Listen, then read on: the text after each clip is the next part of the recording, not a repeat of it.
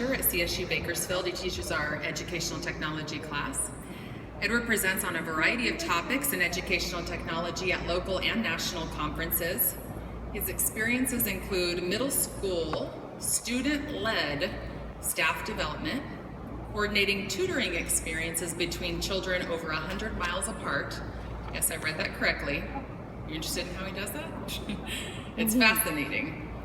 Facilitating project-based learning for high-risk students. In 2016, Edward received the meritorious Edwin Carr Fellowship from the Department of Elementary and Bilingual Education at CSU Fullerton for his work in educational technology. Please help me welcome Edward as he presents Standing on the Shoulders of Giants.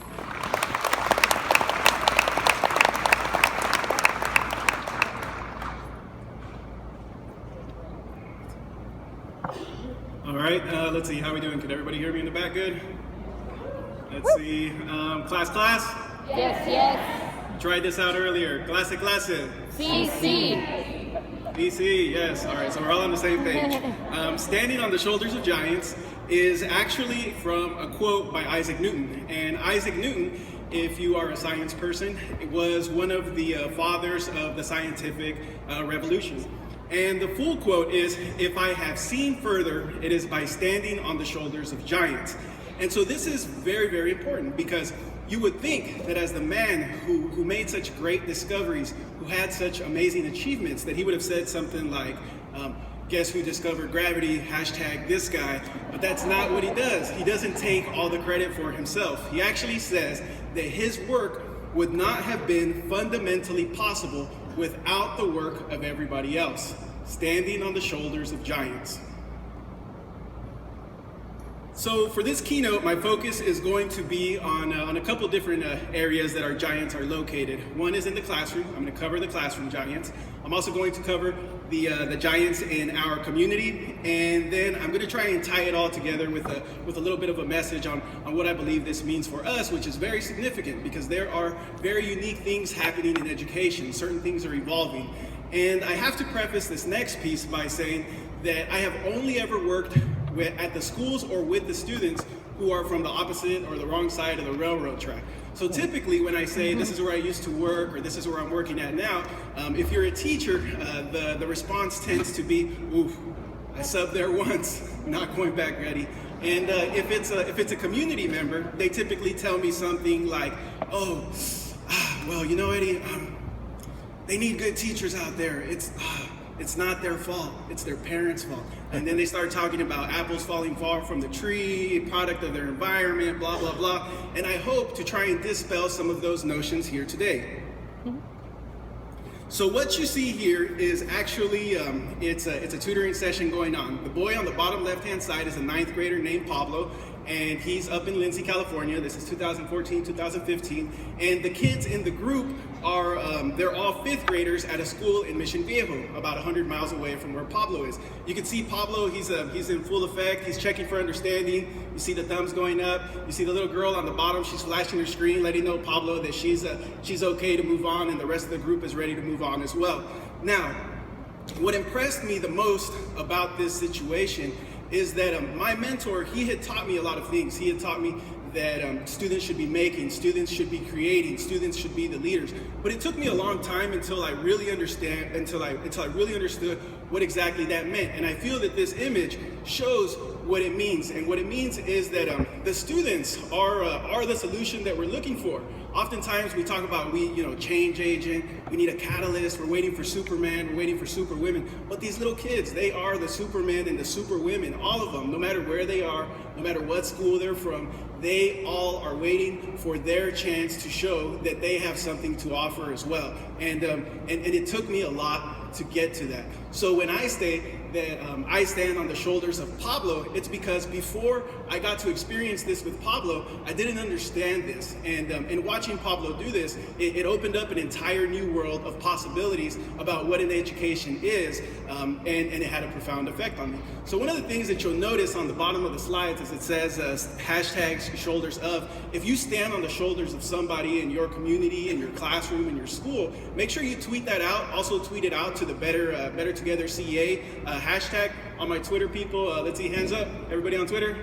All All right, so there's a lot of us. So here in this picture, there's something different happening, and it had the same effect on me. This is Elena, and she's actually teaching another small group out in Mission Viejo as well. But this time, I didn't see, it wasn't the change agent thing that happened. I go up to Elena and I say, hey Elena, how'd you feel about it? What did you think? And Elena goes, she goes, it was awesome. I didn't think I was gonna like it that much. And I say, you know, there's a job that will pay you good money to do exactly what you're doing right there. And she looks at me and she says, what job? And I say, a teacher. You should be a teacher. And it's the first time like my mind opened. I'm not looking at kids. I'm actually looking at people who are going to be contributing to the community. And I wasn't looking at anymore at the deficit. I was looking at what their talents were, what they can do, and what they're bringing to the class that's unique. These two are something different. This is Arturo and Mickey. And Arturo, it's not that I didn't think Arturo could teach or not, but Arturo had different gifts. He had the gift of gab.